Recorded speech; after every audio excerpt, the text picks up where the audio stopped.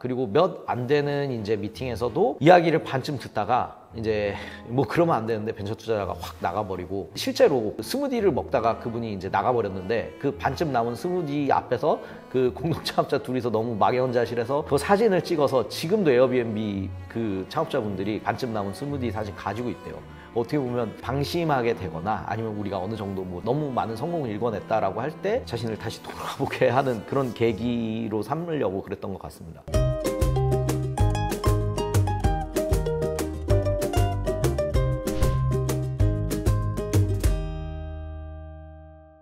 안녕하세요. 전석철의 유니콘의 VC 전석철입니다. 일전에 제가 바퀴벌레 스타트업이 돼서 살아남는 것을 넘어서 성장까지 해보자 라고 이야기를 드린 적이 있습니다. 그런데 이제 그 분야에 또 대표적인 사례들이 여러 개 있다라고 그때도 이제 말씀을 드렸는데, 가장 많이 일컬어지는 또 사례 중에 하나가 에어비앤비 스토리예요. 그래서 그 이미 뭐 들어보신 분들도 있고 단편적으로 이제 많이들 회자되고 있는데, 그 연속성을 가지고 이야기할 수 있겠다 싶어서 짧게나마 말씀을 드려보고자 합니다. 에어비앤비 자체가 워낙 또 대표적인 뭐 스타트업의 성장 사례고, 워낙 또 이제 유명하고 또 오랜 기간 동안 다양한 에피소드들을 곁들여 가면서 성장을 했기 때문에 사실 스토리는 되게 방대해요. 그래서 그거를 다 다루지는 않고 오늘은 이제 창업하고 초기에 어떻게 그들이 어려움을 겪었고 그거를 극복해 나가면서 살아남고 버티고 이제 조금씩 성장을 할 수 있었는지 그 실마리에 대해서 좀 이야기를 집중적으로 드려보고자 합니다.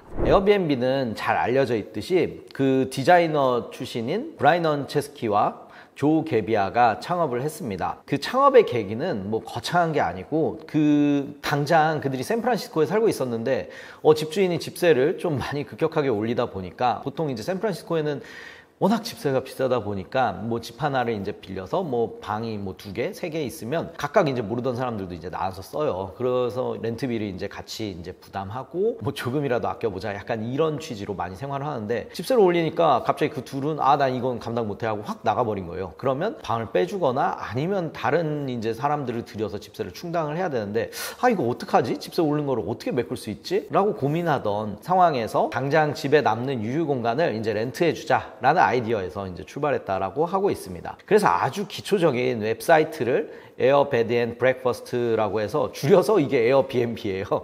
어쨌든 그런 웹사이트를 만들었었고, 사실 그 전에 이제 뭐 보면 카우치 서핑이라는 개념도 있고 서비스도 있어서 막 이제 개념적으로는 특별할 것도 없었고, 다만 이제 많은 분들이 의구심을 당시에 가졌었던 건, 아니 미국 같은 경우에는 워낙 땅도 넓고 온갖 사람들 그리고 온갖 인종들 다 있는데 과연 생면부진 이 타인을 집에 들여면서 그 운영을 할 수 있는 호스트들이 있을까? 그리고 그거에 어떻게 보면 이제 게스트 입장에서도 아니 이게 아예 생판 모르는 남의 집에 이렇게 자기가 들어가서 며칠 생활한다는 게 이게 말이 되나? 약간 이런 등등의 사실 약점을 잡자고 하면 온갖 게 잡힐 수 있어요. 이런 B2C 서비스는 뭐 운영을 하다가 공간 빌려줬는데 거기에서 혹시라도 뭔가 큰 사고가 나거나 아니면 다른 뭐 범죄라든지 이벤트가 나면 이 서비스 접어야 되는 거 아니야? 등등등 온갖 약점이 있으면서 여러 가지 이제 그런 의구심과 회의감과 고민에 이제 충돌하게 됩니다. 당시 창업자들도 어떻게 보면 되게 간단한 아이디어에서 시작했다고 했잖아요. 그래서 준비가 거의 되어 있지 않아서 심지어 이제 초기부터 지속적으로 조언을 해주고 도움을 주던 이제 마이클 세이벨이라는 분이 있는데, 굉장히 유명한 또 창업가이자 그 엔젤 투자자로 유명을 해요. 근데 그 분이